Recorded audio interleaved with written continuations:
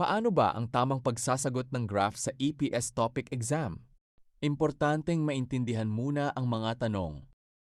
Tignan ang tanong at hanapin ang keyword. 맞는 것.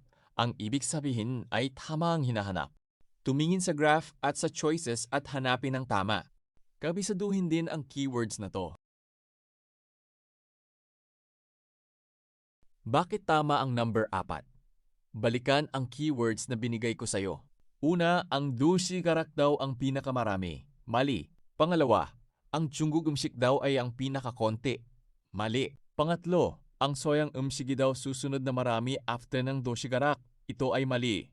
Huwag malilito. Kung sino ang may marker, yun unang babasahin. Sino ang may marker sa number 3?